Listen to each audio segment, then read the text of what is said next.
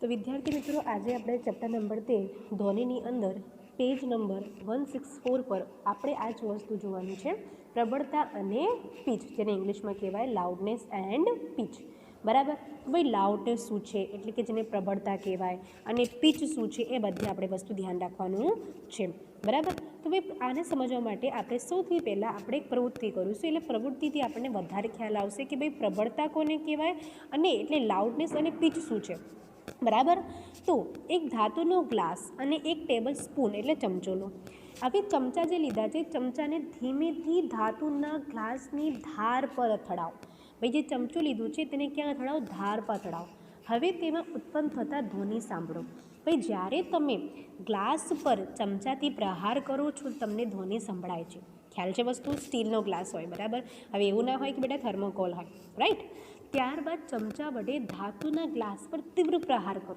ભાઈ એક વખત તમે ધીમેથી પ્રહાર કરો છો, બીજી વખત તમે શું કરો છો? ખૂબ જ તીવ્રતાથી, બરાબર, એટલે ખૂબ જ જોરથી પ્રહાર કરો છો. બરાબર. અને ઉત્પન્ન થતી ધ્વનિ ફરીથી સાંભળો. ભાઈ પહેલાં પ્રહાર કર્યો હતો એનો ધ્વનિ સાંભળો અને જ્યારે જોરથી પ્રહાર કર્યું એનો ધ્વનિ સાંભળો. જ્યારે ગ્લાસ પર તીવ્ર પ્રહાર થાય છે તો શું ધ્વનિ મોટું સંભળાય છે? હા, આ વસ્તુ બરાબર છે કે ભાઈ જ્યારે તમે ખૂબ જ જોરથી પ્રહાર કરો છો એટલે ધ્વનિ તમને મોટું સંભળાય છે. બરાબર. ખ્યાલ આવે છે? તો હવે ગ્લાસની ધારને સ્પર્શે તે રીતે એક થર્મોકોલનો નાનો દડો લટકાવો. હવે ગ્લાસની ધારને સ્પર્શે તેવી રીતે એક નાનો દડો લટકાવો છો. ગ્લાસ પર પ્રહાર કરીને તેને કંપિત કરો. એટલે તમારે શું કરવાનું છે? વાઇબ્રેશન. કંપન કોને કહેવાય છે? તમને મેં પહેલાં જ કીધું છે કે ભાઈ ગતિ કરતાં આમ તે વસ્તુ જે ગતિ કરે છે શું કરે છે? કંપન કરે છે. તો ગ્લાસની ધારને સ્પર્શે તે રીતે એક થર્મોકોલનો નાનો દડો લટકાવો, જે તમને આકૃતિ 13.17માં દેખાઈ રહ્યું છે. અને ગ્લાસ પર પ્રહાર કરીને તેને કંપિત કરો. દડો કેટલો દૂર સ્થાનાંતરિત થાય છે? ભાઈ દડો જે છે એ કેટલો દૂર જાય છે એ વસ્તુ શું નક્કી કરે છે કે ભાઈ ધ્વનિ કેટલું પ્રબળ હશે. દડો કેટલું સ્થાનાંતરિત થાય તે જુઓ. દડાનું સ્થાનાંતર એ ગ્લાસના કંપનના કંપ વિસ્તારનું માપ છે. ભાઈ જે દડો આપણે થર્મોકોલનો લટકાયો હતો એ જ્યાં જેટલી દૂર જશે એનાથી તમને એ ખબર પડશે કે જે ધ્વનિ છે કેટલી મોટી છે કે કેટલી નાની છે. બરાબર. તો ભાઈ ગ્લાસ પર ધીમેથી પ્રહાર કરો છો અને પછી થોડા જોરથી પ્રહાર કરો છો. જ્યારે ધીમેથી પ્રહાર કરો છો ત્યારે તમને અવાજ કેવું સંભળાય છે? ધ્વનિ કેવું સંભળાય? ધીમે સંભળાય, એટલે ઓછી. બરાબર. આપણે એમ કહી શકીએ. લેકિન જ્યારે જોરથી પ્રહાર કરો છો ત્યારે તમને કેવું ધ્વનિ સંભળાય છે? ત્યારે તમને મોટું ધ્વનિ સંભળાય છે. તો કયા કિસ્સામાં કંપ વિસ્તાર વધારે હશે એટલે મોટું હશે? તો ભાઈ જેને ધ્વનિ વધારે આપણે જોરથી પ્રહાર કર્યો હશે ગ્લાસ ઉપર એ ધ્વનિ આપણને કેવું ખબર પડશે? મોટું છે. તો ધ્વનિની પ્રબળતા એ ધ્વનિ ઉત્પન્ન કરતા કંપનના કંપ વિસ્તારના વર્ગના સમપ્રમાણમાં હોય છે. એટલે ધ્વનિની પ્રબળતા છે, બરાબર, એટલે જે લાઉડનેસ છે એ કઈ બાબત રાખે છે? ધ્વનિના જે ઉત્પન્ન થતા કંપ વિસ્તાર. ખાસ યાદ રાખવાનું છે ભાઈ, લાઉડનેસ કઈ બાબત આધાર રાખે છે? લાઉડનેસ એ એમ્પ્લિટ્યૂડ પર આધાર રાખે છે. બરાબર. એટલે ધ્વનિની પ્રબળતા ધ્વનિ ઉત્પન્ન કરતા કંપનના કંપ વિસ્તારના વર્ગમાં સમપ્રમાણમાં હોય છે. ઉદાહરણ તરીકે જો કંપ વિસ્તાર તમે બમણો કરો છો તો પ્રબળતા કેટલી ગણી થાય છે? પ્રબળતા 4 ગણી થાય છે. પ્રબળતાને કયા એકમમાં દર્શાવવામાં આવે? આ વસ્તુ તમને ખાસ પ્રશ્ન આવશે. બરાબર. એના પહેલાં આપણે આવૃત્તિનું જોયું હતું કે આવૃત્તિને કયા એકમમાં દર્શાવવામાં આવે છે? તો આવૃત્તિને હર્ટ્ઝમાં દર્શાવવામાં આવે છે. તો પ્રબળતાને કયા એકમમાં દર્શાવવામાં આવે છે? પ્રબળતાને ડેસિબલ એકમમાં દર્શાવવામાં આવે છે. બરાબર. હવે આપણે એક કોષ્ટક જોઈશું જે આપણા માટે ખૂબ જ ઇમ્પોર્ટન્ટ છે કે ભાઈ કેટલી પ્રબળતાવાળું ધ્વનિ આપણે સાંભળવું જોઈએ. જે અમુક લિમિટ કરતાં વધારે થઈ જાય એટલે એવું ધ્વનિ આપણે સાંભળવું જોઈએ નહીં. તો ભાઈ સામાન્ય શ્વાસ એ કેટલા ડેસિબલનું હોય છે? 10 ડેસિબલ સુધીનું હોય છે. મંદ ગુસપુસ એટલે કે આપણે ધીમેથી વાત કરીએ તો કેટલા ડેસિબલ હોય છે? 30 ડેસિબલ જેટલી આપણે વાત કરીએ છીએ.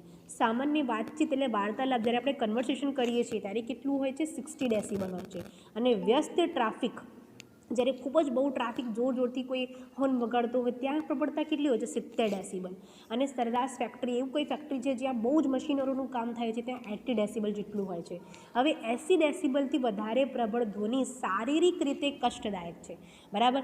આપણે એટલું ધ્વનિ આપણા ઘર સાંભળીએ તો આપણે લાંબા ગાળા સુધી જો આટલા જ ધ્વનિ સાંભળતા રહીએ તો એવું બની શકે કે આપણા જે કાનની સાંભળવાની ક્ષમતા છે તે ઓછી થઈ જાય. એટલે ટૂંકમાં આપણે એમ કહી શકીએ કે આપણે બહેરા થઈ જઈએ. બરાબર. તો ધ્વનિની પ્રબળતા તેને કંપ વિસ્તાર પર આધાર રાખે છે. મોસ્ટ ઇમ્પોર્ટન્ટ યાદ રાખવાનું છે કે ભાઈ ધ્વનિની પ્રબળતા એટલે લાઉડનેસ એ કઈ બાબત પર આધાર રાખે છે? લાઉડનેસ એ એમ્પ્લિટ્યૂડ પર આધાર રાખે છે. જ્યારે કંપનનું કંપન વિસ્તાર વધારે હોય એટલે ભાઈ કંપન વિસ્તાર કેટલું કંપ કરે છે તો ધ્વનિ કેવું થાય છે? મોટું થાય છે. જ્યારે કંપ વિસ્તાર નાનો હોય એટલે કંપ વિસ્તાર કેવો હોય વિદ્યાર્થી મિત્રો? નાનું હોય ત્યારે ધ્વનિ કેવું સંભળાય છે? નબળું સંભળાય છે. આ વાત તમારે યાદ રાખવાની છે. બરાબર. હવે કોઈ બાળકના ધ્વનિની સરખામણી પુખ્ત વ્યક્તિની ધ્વનિ સાથે કરો.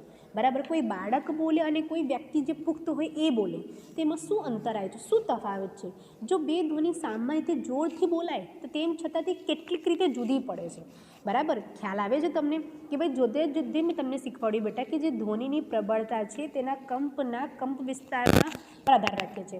જેટલું કંપન વિસ્તાર વધુ એટલું ધ્વનિ મોટું અને જેટલું કંપન વિસ્તાર ઓછું એટલો ધ્વનિ નાનું. આ તો આપણને ખબર પડી ગઈ. લેકિન એક બીજી વસ્તુ એ બી છે કે ભાઈ કોઈ બાળક બોલે અને કોઈ પુખ્ત વ્યક્તિ બોલે, એ બંનેમાં મોટેથી બોલે તોય આપણને અમુક તો દેખાય છે કે ભાઈ કોઈ બાળક બોલી રહ્યો છે અને કોઈ પુખ્ત વ્યક્તિ બોલી રહ્યો છે. તો એ કઈ રીતે નક્કી થાય છે? એ ધ્વનિનું તીણાપણું એટલે કે પીચ, શ્રીલનેસ, જેને ઇંગ્લિશમાં શું કહેવાય? શ્રીલનેસ એટલે પીચ, આવૃત્તિ નક્કી કરે છે. જો કંપનની આવૃત્તિ વધારે હોય, ભાઈ જે કંપન કરે છે વસ્તુ આમ તેમ ગતિ કરે છે એની આવૃત્તિ વધારે હોય તો આપણે એમ કહી શકીએ કે એનો અવાજ તીણો છે. એનો અવાજ કેવો છે બેટા? તીણો છે. અને એની પીચ કેવી છે? વધારે છે. અવાજ તીણો એટલે પીચ કેવી? વધારે. જો કંપનની આવૃત્તિ ઓછી એટલે કે એની આવૃત્તિ ઓછી હોય તો આપણે શું કહી શકીએ છીએ?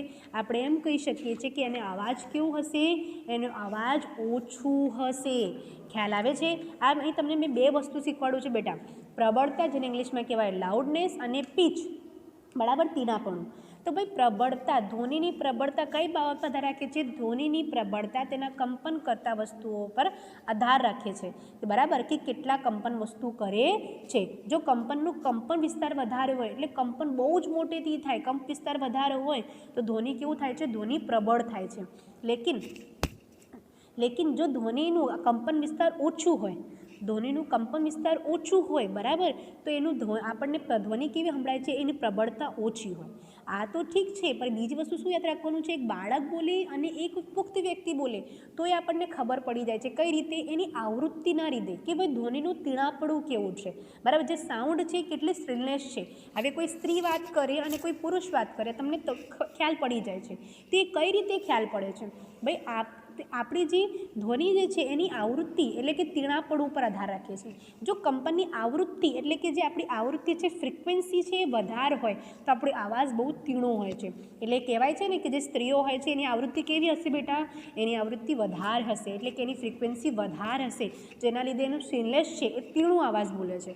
બરાબર, અને તીણું અવાજ છે એટલે પીચ કેવું હશે બેટા? પીચ વધારે. બરાબર, ખ્યાલ આવે છે? અને જો કંપનની જે કંપન કરતા પદાર્થો છે એની આવૃત્તિ ઓછી હોય તો આપણે શું કહી શકીએ કે એની પીચ પણ ઓછી હશે. ખ્યાલ આવે છે બેટા? બે વસ્તુ બરાબર યાદ રાખવાની છે. આવૃત્તિ વધારે તો પીચ વધારે. બરાબર, અને આવૃત્તિ ઓછી તો આપણે પીચ પણ ઓછી. બરાબર, અહીં તમને એક ઉદાહરણ આપેલું છે કે આપણે કોઈ બાળક ડ્રમ વગાડે છે અને કોઈ સિસોટી વગાડે. તો ભાઈ ડ્રમ વગાડે છે એટલે આને આવૃત્તિ કેવી હશે? ઓછી હશે. આવૃત્તિ ઓછી તો પીચ કેવી છે બેટા? ઓછી. લેકિન ત્યાં જ એક નાનો બીજો છોકરો છે એ સિસોટી વગાડે છે, બરાબર, વિસલ વગાડે છે. તો વિસલમાં શું હોય છે બેટા? આવૃત્તિ વધારે હોય છે. આવૃત્તિ વધારે હોય છે એની એટલે શું હોય છે? એનું પીચ પણ વધારે હોય છે.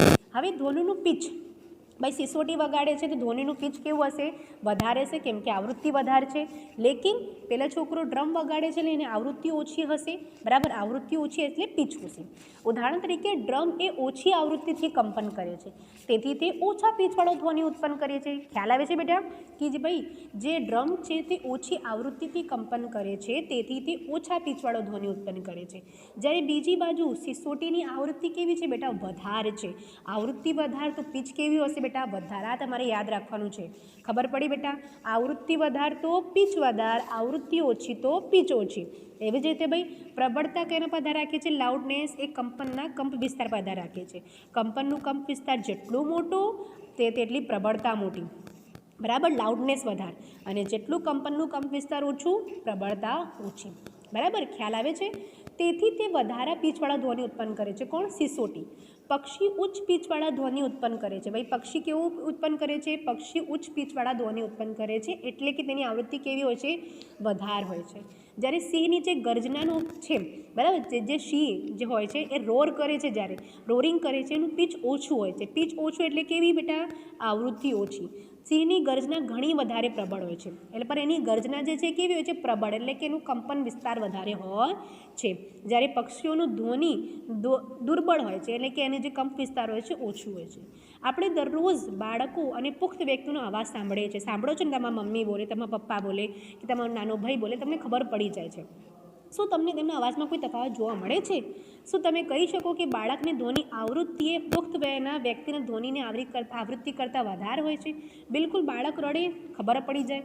સામાન્ય રીતે સ્ત્રીની અવાજની આવૃત્તિ વધારે હોય છે. અંડરલાઇન કરી દેજો બેટા, આ બહુ જ ઇમ્પોર્ટન્ટ છે કે ભાઈ જે સ્ત્રીઓ હોય છે, બરાબર, જે ફિમેલ્સ હોય છે તેમની પીચ વધારે. કેમ કે એમને આવૃત્તિ વધારે છે, એટલે એમનો અવાજ કેવો હોય છે? તીણો હોય છે, બરાબર. જ્યારે પુરુષનું કેવું હોય છે? પુરુષનું જે અવાજની વાત કરીએ તેમની આવૃત્તિ ઓછી હોય છે. આવૃત્તિ ઓછી એટલે કે પીચ ઓછી, બરાબર. એટલે તમને એ બે વસ્તુ બરાબર તમારા માઇન્ડમાં ક્લિયર હોવું જોઈએ. Pitch is directly proportional to, ભાઈ જે પીચ છે એ કઈ બાબત પર ધરાવે છે? Pitch is directly proportional to the frequency, right, and the loudness is directly proportional to, हम थोड़ा सा इंग्लिश वर्ड अगर सीख लेंगे तो इसमें कोई बुरी बात नहीं कि loudness is directly proportional to the amplitude, right. ખ્યાલ આવે છે બધાને? એટલે માટે જ આપણે સ્ત્રીનો અવાજ અને પુરુષના અવાજમાં આપણને આટલું અંતર જોવા મળે છે. આટલું અંતર આપણને જોવા મળે છે. ખ્યાલ આવે છે બધાને? હા. હવે આપણે એક નવો ટોપિક ચાલુ કરી રહ્યા છીએ. શું છે? Audible and inaudible sound. Audible અને ઇનઓડિબલ સાઉન્ડ, રાઈટ. શ્રવ્ય ધ્વનિ અને અશ્રવ્ય ધ્વનિ, ઓડિબલ એન્ડ ઇનઓડિબલ સાઉન્ડ, બરાબર. ખ્યાલ આવે છે બધાને? ઓકે. તો ભાઈ આપણે જાણીએ છીએ કે ધ્વનિની ઉત્પત્તિ માટે આપણે કંપન કરતા પદાર્થોની જરૂર પડે છે. ભાઈ આપણે આ બહુ જ પહેલાં જોઈ લીધું છે કે ભાઈ ધ્વનિ કોણ ઉત્પન્ન કરે છે? કંપન કરતા પદાર્થો ધ્વનિ ઉત્પન્ન કરે છે, બરાબર. શું આપણે બધા જ કંપન કરતા પદાર્થોની ધ્વનિ સાંભળી શકીએ? ભાઈ હવે કંપન કરતા પદાર્થો તો ભાઈ માખી જે હોય છે એ બી કંપન કરે છે, જે મચ્છર હોય છે એ બી કંપન કરે છે, આમ તેમ ગતિ કરે છે, તો એનો અવાજ આપણને સંભળાય છે? ના, એનું તો આપણને સંભળાતું નથી, બરાબર. ખ્યાલ આવે છે? તો ભાઈ હકીકત એ છે કે 20 કંપન પ્રતિ સેકન્ડ એટલે 20 હર્ટ્ઝ કરતાં ઓછી આવૃત્તિવાળા ધ્વનિ મનુષ્યના કાન માટે પારખી શકતા નથી. એટલે કે ભાઈ 20 હર્ટ્ઝથી જે ધ્વનિ ઓછી હોય, બરાબર, હર્ટ્ઝ એટલે કે આવૃત્તિ, તો એનો ધ્વનિ મનુષ્ય સાંભળી શકતા નથી. અને આવા ધ્વનિને શું કહેવાય? અશ્રવ્ય ધ્વનિ, એટલે કે ઇનઓડિબલ સાઉન્ડ કહેવાય. બેટા શું કહેવાય ઇંગ્લિશમાં? ઇનઓડિબલ સાઉન્ડ. ભાઈ હવે મચ્છરની જે ગણગણાટ છે, બરાબર, એ ધ્વનિ તો ઉત્પન્ન કરે છે, કંપન તો કરે છે, પણ આપણને સંભળાતું નથી. એવી જ રીતે જે વેલ મછલી હોય, હાથી હોય, એ કંપન કરે, લેકિન આપણને એમ ધ્વનિ સંભળાતું નથી. કેમ કે ધ્વનિની જે આવૃત્તિ છે 20 હર્ટ્ઝ કરતાં ઓછી છે. તો 20 હર્ટ્ઝ કરતાં આવૃત્તિ ઓછી હોય તો આપણને સંભળાતું નથી. અને આવા ધ્વનિને શું કહેવાય? અશ્રવ્ય ધ્વનિ, એટલે કે ઇનઓડિબલ સાઉન્ડ. એટલે બીજી બાજુ 20,000 હર્ટ્ઝ કરતાં વધારે આવૃત્તિવાળા ધ્વનિ પણ આપણે સાંભળી શકતા નથી, બરાબર. જે અલ્ટ્રાસાઉન્ડ સોનોગ્રાફી થાય છે એ બધીની જે આવૃત્તિઓ છે આપણે સાંભળી શકતા નથી, કેમ કે એમની આવૃત્તિ 20 હર્ટ્ઝ કરતાં વધારે છે, 20 કિલો હર્ટ્ઝ, રાઈટ, એટલે કે 20,000 હર્ટ્ઝથી વધારે છે. તો આ મનુષ્યને કાન, ભાઈ આપણા કાન કેટલી આવૃત્તિ સાંભળી શકે છે? ભાઈ મનુષ્યનો કાન 20 હર્ટ્ઝથી 20,000 હર્ટ્ઝની આવૃત્તિ આપણો મનુષ્યનો કાન સાંભળી શકે છે. એનાથી વધારે આપણું મનુષ્યનું કાન સાંભળી શકતો નથી. ખ્યાલ આવે છે? ભાઈ હવે અમુક પ્રાણીઓની આપણે વાત કરીએ. ભાઈ આપણે તો મનુષ્ય છે, તો મનુષ્યની કાનની જે શ્રવણ ક્ષમતા છે એ 20 હર્ટ્ઝથી કેટલી છે? 20,000 હર્ટ્ઝ છે. કેટલી છે બેટા? 20 હર્ટ્ઝથી 20,000 હર્ટ્ઝ છે. લેકિન બીજી બાજુ કેટલાક પ્રાણીઓ છે, જેમ કે ડોગ, બરાબર, અમુક પ્રાણીઓ 20,000 હર્ટ્ઝથી વધારે આવૃત્તિવાળું ધ્વનિ સાંભળી શકે છે. અને એ કોણ છે? એ શ્વાન, એટલે કે ડોગ, આ ક્ષમતા ધરાવે છે. અને જે પોલીસકર્મીઓ જે ઉચ્ચ આવૃત્તિ ધ્વનિ ઉત્પન્ન કરવાવાળા સિસોટીનો પણ ઉપયોગ કરે છે, જે શ્વાન સાંભળી શકે છે પરંતુ મનુષ્ય સાંભળી શકતો નથી. ઉચ્ચ આવૃત્તિવાળા જે પોલીસકર્મી હોય છે આપણા, બરાબર, એ ઉચ્ચ આવૃત્તિવાળા શું કરે છે? ધ્વનિ ઉત્પન્ન કરવા સિસોટીનો ઉપયોગ કરે છે. ઘણી તબીબી સમસ્યાઓની તપાસ કરવા અને એનું બગેડું મેળવવા માટે 20,000 હર્ટ્ઝથી ઉચ્ચ આવૃત્તિ પર કાર્ય કરતા અલ્ટ્રાસાઉન્ડ સાધનોથી આપણે પરિચિત છીએ. બરાબર, ખ્યાલ આવે છે. એટલે આપણે અહીં શું જોવાનું છે ભાઈ, મનુષ્યની શ્રવણ ક્ષમતા કેટલી છે? 20 હર્ટ્ઝથી 20,000 હર્ટ્ઝ. ભાઈ 20 હર્ટ્ઝથી ઓછી પણ ધ્વનિ ના સંભળાય અને 20,000 હર્ટ્ઝથી વધારે ધ્વનિ પણ મનુષ્ય સાંભળી શકતો નથી. હવે આપણે જોવાનું છે બેટા ઘોંઘાટ અને સંગીત એટલે નોઇઝ એન્ડ મ્યુઝિક. ભાઈ આપણી આસપાસમાં આપણે વિવિધ પ્રકારના ધ્વનિ સાંભળીએ છીએ. શું આ ધ્વનિ હંમેશા ખુશી આપે છે? શું ક્યારેક ધ્વનિ તમારા માટે અગવડનું કારણ બને છે? અમુક ધ્વનિ કાન માટે સુખદ લાગે છે જ્યારે અમુક લાગતા નથી. ભાઈ ડીજે વાગે, બરાબર, 2-4 મિનિટ તો સારું લાગશે પણ એનાથી વધારે સારું નહીં લાગે. બરાબર, ધારો કે તમારી પડોશમાં કન્સ્ટ્રક્શનનું કામ, બાંધકામ ચાલુ રહ્યું છે, કન્સ્ટ્રક્શનમાં મોટી મોટી મશીનો હોય. શું કન્સ્ટ્રક્શનના પરથી આવતું ધ્વનિ સુખદ લાગે? તમને ગમે છે ભાઈ કન્સ્ટ્રક્શનની જેટલી મશીનો ચાલે તમને ગમે? ના, તમને ના ગમે. શું તમે બસ કે ટ્રકના હોર્ન દ્વારા ધ્વનિ ઉત્પન્ન થતો ધ્વનિ માળો છો એટલે તમને ગમે છે? ભાઈ આ બી ગમતું નથી કે ભાઈ બસ કે ટ્રકનું જે હોર્નવાળો ધ્વનિ હોય. તો આવા અસુખદ ધ્વનિને ઘોંઘાટ કહે છે. આવા અસુખદ ધ્વનિને શું કહેવાય? ઘોંઘાટ, જેને ઇંગ્લિશમાં શું કહેવાય? નોઇઝ કહે છે. શું કહેવાય બેટા? નોઇઝ કહેવાય છે. ક્લાસરૂમમાં જો બધા જ વિદ્યાર્થીઓ એકસાથે બોલે તો ઉત્પન્ન થતો ધ્વનિ કેવું લાગે તમને? ઉત્પન્ન થતો ધ્વનિ ઓબ્વિયસલી તમને ઘોંઘાટ લાગે. ભાઈ ગમતું જ નથી. બરાબર, ખ્યાલ આવે છે. અને બીજું બાજુ કોઈ પિયાનો વગાડતો હોય, કોઈ ગિટાર વગાડતો હોય તો એનું ધ્વનિ કેવું લાગે? ભાઈ બહુ જ મજા આવશે, સાંભળવાનું ગમશે. ખ્યાલ આવે છે?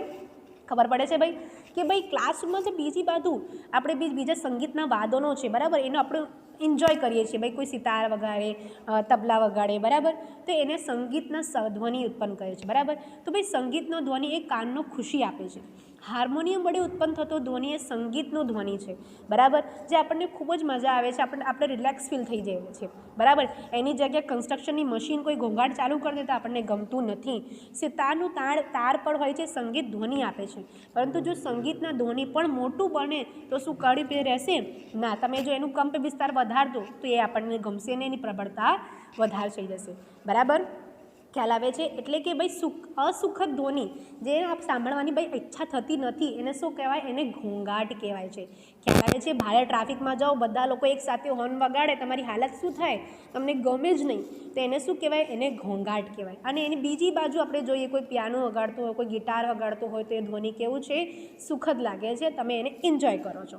બરાબર, ચલો હવે લાસ્ટ ટોપિક આપણે જોઈ લઈએ. ધ્વનિ પ્રદૂષણ એટલે કે નોઇઝ પોલ્યુશન. ભાઈ નોઇઝ પોલ્યુશન શું છે? બરાબર, હવે હવાના પ્રદૂષણ વિશે જાણો છો. હવામાં અનિચ્છનીય વાયુ અને કણોની હાજરીમાં શું થાય છે? બરાબર, હવામાં અનિચ્છનીય વાયુ અને કણોની હાજરીમાં હવાનું પ્રદૂષણ કહેવાય છે. તે જ રીતે પર્યાવરણમાં અતિશય અને અનિચ્છનીય ધ્વનિની હાજરી એ ધ્વનિનું પ્રદૂષણ કહેવાય. બહુ બધા અનિચ્છનીય ધ્વનિની હાજરી હોય, ગમતી ના હોય. હવે ધ્વનિના પ્રદૂષણ થોડા સ્ત્રોતની યાદી બનાવો કે ભાઈ ક્યાંથી આવે છે. મોટાભાગે ધ્વનિનું પ્રદૂષણનું મુખ્ય કારણ શું હોઈ શકે? ભાઈ વાહનોનો અવાજ હોય, બરાબર, વિસ્ફોટ હોય, ફટાકડોનું ફૂટવું સામેલ છે, મશીનો છે, લાઉડસ્પીકર છે જેમાં ફટાકડોનું ફૂટવું પણ સામેલ છે. લાઉડસ્પીકર. ઘરમાં કયા સ્ત્રોત ધ્વનિ ઉત્પન્ન કરે છે? ભાઈ મોટા અવાજથી ચાલતા ટેલિવિઝન હોય, ટ્રાન્ઝિસ્ટર હોય, બરાબર, રસોઈ ઘર કિચનના થોડા અપ્લાયન્સીસ જેમ કે આપણા કૂલર હોઈ શકે, કાં તો વોશિંગ મશીન આપણે હોઈ શકે, કન્ડિશનર, આ બધા ધ્વનિ પ્રદૂષણમાં શું કરે છે બેટા? ફાળો આપે છે. ભાઈ આપણે તો ભાઈ મશીન ચાલતું હોય, વોશિંગ મશીનની જે અવાજ આવે છે તમે શું એને એન્જોય કરી રહ્યા છો? ના. અનિચ્છનીય વાયુઓના અને કણોની હાજરીને લીધે હવાનું જે ધ્વનિ પ્રદૂષણ થાય છે. ખ્યાલ આવે છે? તો આ બધું શું છે બેટા? ધ્વનિનું પ્રદૂષણ કહેવાય. અને શું કહેવાય? ધ્વનિનું પ્રદૂષણ કહેવાય છે. ખ્યાલ આવે છે બેટા?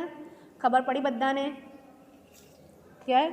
ભાઈ કોઈને પ્રશ્ન હોય તો હું અહીં 2 મિનિટ તમારે જોઉં છું કે ભાઈ ધ્વનિનું પ્રદૂષણ એટલે હવાનું પ્રદૂષણમાં વિશે આપણે જાણીએ છીએ કે હવામાં જે અનિચ્છનીય વાયુઓ હોય છે એના જ લીધે આપણને ધ્વનિ પ્રદૂષણ થાય છે. એના જ લીધે આપણને ધ્વનિનું પ્રદૂષણ થાય છે. ખ્યાલ આવે છે બધાને? ખબર પડી? બરાબર. હવે ધ્વનિનું પ્રદૂષણની હાનિઓ શું છે? What are the harms of the noise pollution?